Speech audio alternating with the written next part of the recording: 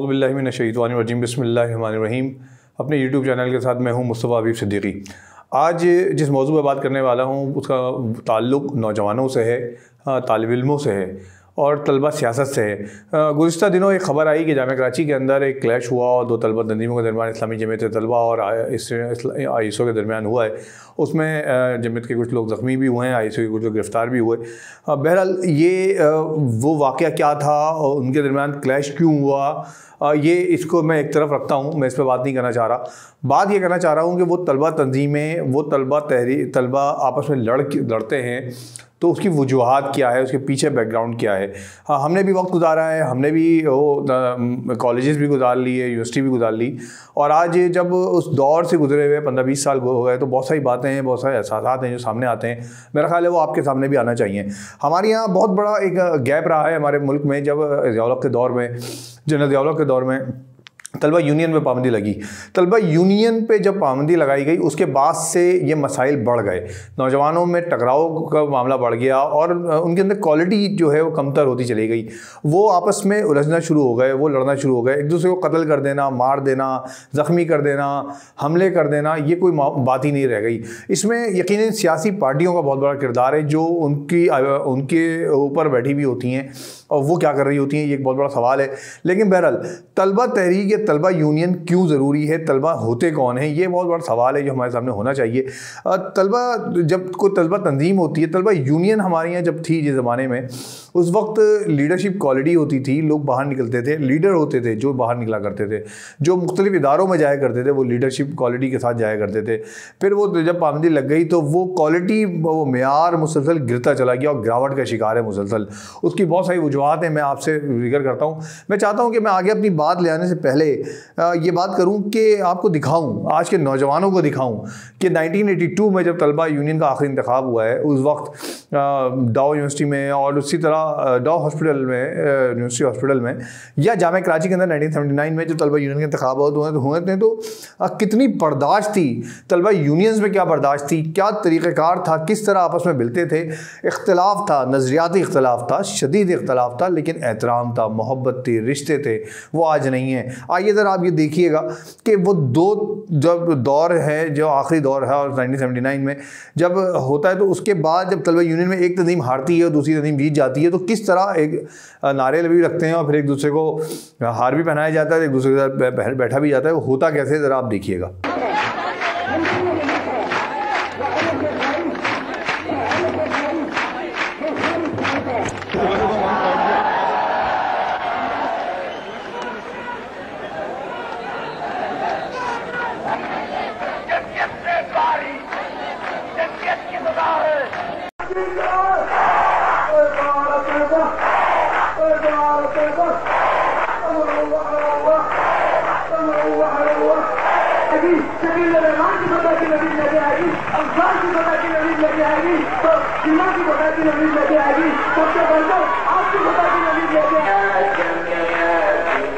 ठीक है, आपने देखा कि जब पहली वीडियो आपने देखी जामिया कराची के अंदर, जब इसमें जमीयत हार जाती है और एनएसएफ को, सॉरी, जमीयत जीत जाती है, एनएसएफ हार जाती है, उसमें हम देखते हैं कि जामिया कराची के अंदर जमीयत नारे लगा रही है, जमीयत के लोग खड़े में, इस्लामी जमीयत तलबा के, और बहुत अच्छे नारे लग रहे हैं, नज़रियाती नारे लग रहे हैं। इस इस्लामी जमीयत तलबा की जब वो पूरी लीडरशिप है जो भी बात कर रही है, उधर मौजूद लोगों में लड़कियाँ भी मौजूद हैं, बड़ी तादाद लड़कियों की मौजूद है, बड़ी तादाद लोगों की मौजूद है, आम नौजवानों की मौजूद है। वो जमीयत के साथ खड़े हुए हैं, वो जमीयत की खुशी में शामिल हैं। दूसरी जानिब इस वक्त ये वीडियो नहीं है, मैं दूसरी वीडियो देख चुका हूँ जिसमें सामने ही बिल्कुल उनके सामने नेशनल स्टूडेंट फेडरेशन एनएसएफ, जो उस वक्त की एक बहुत बड़ी जमात हुआ करती थी और जिसके नज़रियाती तौर पर बहुत पुख्ता लोग होते थे, वो मौजूद है, जो उस वक्त शिकस्त खा गई है, लेकिन वो सामने खड़े हुए हैं। उन्होंने जमीयत को वेलकम किया है, उन्होंने नारेबाजी नहीं की, उन्होंने फिर उसके बाद अपनी तकरीर की। ये एक दौर था। आपने दूसरी वीडियो भी देखी जो डाउ यूनिवर्सिटी की है मेरे ख्याल में, और उसमें जब जमीयत हार जाती है उसमें, और उसमें नेशनल स्टूडेंट फेडरेशन जीत जाती है। और 1979 की वीडियो है जिसमें जब यह हलफ बर्दारी हो रही है और सब बैठे हुए हैं, तो उसमें मौका दिया जाता है जो हारी हुई तंजीम है, जो पिछली दफ़ा जीत चुकी थी, इस दफ़ा हारी हुई तंजीम है, उसको भी दावत दी जाती है। इस्लामी जमीयत तलबा का भी नाज़िम आता है और जो भी कारकुन है वो आता है, वो अपनी बात करता है। नेशनल स्टूडेंट फेडरेशन के लोग आते हैं, सदर आते हैं, वो उसको वेलकम करते हैं, वो उनकी तनकीद को बर्दाश्त करते हैं, उनकी तनकीद का अच्छे अंदाज में जवाब देते हैं। ये थी वो तहरीक यूनियन बर्दाश्त सिखाती थी, यूनियन लोगों को अंदर सब्र सिखाती थी, तमीज़ सिखाती थी, लोगों के अंदर एक दूसरे के लिए गैप रहना, रास्ता देना, एक दूसरे के साथ बैठना, ये सिखाती थी। मसाइल को बैठकर हल करने की क्वालिटी देती थी यूनियन। फिर ना बदकिस्मती से कुछ दूसरे लोगों के उनकी मफादात की वजह से यूनियन पे पाबंदी लग गई। उस यूनियन पे पाबंदी लगने के बाद आपने देखा होगा कि क्या कुछ हुआ, कि ऐसी लीडरशिप आना शुरू हुई कि वो यूनियन, तलबा यूनियन जो लोगों को पार्लियामेंट के लिए तैयार करती थी, वो तलबा यूनियन जो मसाइल को उजागर करना सिखाती थी, वो तलबा यूनियन जो लोगों को मसला हल करना सिखाती थी। वहाँ होता था ना यूनिवर्सिटीज़ में, कॉलेजेस में, एडमिनिस्ट्रेशन ब्लॉक का ज़िम्मेदार होता था, कोई एग्जामिनेशन ब्लॉक का ज़िम्मेदार होता था, कोई स्टूडेंट अफेयर्स का ज़िम्मेदार होता था, और लोग जाके उनसे रब्ता करते थे, तलबा उनसे रब्ता करते थे, वो उनके मसले हल करने के लिए एडमिनिस्ट्रेशन ब्लॉक जाते थे या एग्जामिनेशन ब्लॉक जाते थे। वो जो नुमाइंदा होता था तलबा यूनियन का, वो और जो साथीदार होते थे, वो लिंक होता था उनके दरमियान, उनकी एक कमेटी होती थी, वो मसला हल करते थे बैठ के। उसका नतीजा ये होता था कि तलबा यूनियन का जो लीडर है उसके अंदर लीडरशिप क्वालिटी पैदा होती थी, और फिर जो उस्तादों के साथ जब वो बैठता था तो उससे उस्तादों से सीखता भी था, क्योंकि वो उस्ताद थे बहरहाल। इसी तरह एक बात और भी थी तलबा यूनियन के इंतखाबात में, कि तलबा यूनियन के जब इंतखाब होता था तो हर तलबा तंजीम ये चाहती थी कि उसका वो नौजवान या वो तालबा या तालिब इल्म आगे आए जो पढ़ने में भी अच्छा हो, जो अपीयरेंस जिसकी बहुत अच्छी हो, जो बोलने में भी अच्छा हो, जिसके पास नॉलेज भी हो, ताकि वो उसको इलेक्शन में लेकर आए और फिर जीते। और इलेक्शन में वही शख्स जीतता था जिसकी वाक़तन ये क्वालिटीज़ होती नहीं जिसके अंदर। लेकिन फिर तलबा यूनियन पर पाबंदी लग गई, और पाबंदी लगने के बाद ये हुआ कि वो मेयारात गिरना शुरू हो गए। फिर तलबा तंजीमों को इससे दरकार नहीं था उनका मेयार कहाँ है, उनको बस ये था कि हमारी स्ट्रेंथ कितनी है, हम अपनी ताकत दिखा दें, हम वहाँ खड़े हो जाएँ। उसके नतीजे में क्लैशेस शुरू हुए। हमने कराची के अंदर भी देखा, और मुल्क के सोसाइटीज़ में और यूनिवर्सिटीज़ में देख चुके हैं, कॉलेज में देख चुके हैं, कराची में ख़ास तौर पर कि बाकायदा कत्ल व गादगरी का एक सिलसिला चला और बहुत सारे नौजवान इसमें चले गए। हमें अपने दौर की एक बात याद आती है, मैं आज इसका आपसे इजहार करता हूँ, कि वो लम्हा जब होता है ना तलबा तंजीम में आप होते हैं, तो एक ऐसा जज्बाती दौर होता है, वो नौजवानी का दौर, वो 20-22 साल 18-19 साल के बच्चे, और वो दौर होता है, वो हर वक्त बस इनकलाब लाने का दौर होता है और सोचते हैं, और वही दौर तरबियत करने का दौर भी होता है। वो दौर बहुत कुछ सिखाता है। लेकिन होता यह है कि आप अगर तलबा यूनियन की मिसाल ले लें, तो तलबा यूनियन के वक्त वो दौर ऐसा था कि वो नज़रियाती तौर पर लड़ाई होती थी, नज़रियाती तौर पर नारे लगते थे। उसका नतीजा ये था कि वो नौजवान मुताला करने का आदी हो जाता था, मुताला करने के मजबूर होता था कि मुताला करके अपनी अहलियत में, अपनी नॉलेज में इजाफा करे, और फिर इसके जब नॉलेज में इजाफा करता तो यकीन उसके अंदर भी निखार आता था, उसके अपने अंदर मामला चेंज होते थे, उसकी अपीयरेंस चेंज होती थी, उसके बोलने चलने आने जाने बैठने उठने का अंदाज चेंज हो जाते थे। तो वो तलबा यूनियन से सीखता था और वो उसके मुताले करता था। आपने देखा होगा ना, नारे लगे भी, आपने 2 नारे सुने होंगे, एशिया सब्ज़ है, एशिया सब्ज़ है, ये इस्लामी जमीयत तलबा का एक नारा है, और इसी तरह नेशनल स्टूडेंट फेडरेशन का नारा था एशिया सुर्ख है, एशिया सुर्ख है। ये 2 नारे नहीं थे, 2 नज़रियात थे, 2 नज़रियात थे। उन दोनों नज़रियात के नारे लगते थे, और जो नारे लगाने वाले होते थे वो नज़रियात के लिए बहुत भरपूर उनके पास दलाइल होते थे, दोनों तरफ दलाइल होते थे, भरपूर मुताला होता था, और फिर उस बुनियाद पर वो आगे बढ़ते थे, उस बुनियाद पर आगे जाते थे। लेकिन आज जब हमारे पास ये यूनियन नहीं है, हमारे पास कोई प्लेटफॉर्म नहीं है, तो नौजवान नारे तो लगाता है, लेकिन उसको नहीं पता कि इसके पीछे क्या है, इसका बैकग्राउंड क्या है, असल मामला क्या है, क्योंकि उसको उससे सरोकार ही नहीं है, उसको कोई इलेक्शन तो नहीं लड़ना ना, लिहाजा वो अपनी तरबियत भी नहीं कर रहा होता, बस वो जज्बात में आता है और लड़ता है और चला जाता है। इस चक्कर में कितने लोग ज़ख्मी हो जाते हैं, कितने लोग इंतकाल कर जाते हैं, कत्ल हो जाते हैं। अभी जो हुआ, मैं सोचता हूँ कि वो जो नौजवानों को जब आपस में लड़ जाते हैं ये लोग और ज़ख्मी होते हैं, कभी उनके घर वालों से पूछें उनके घर वालों पर क्या गुजरती है।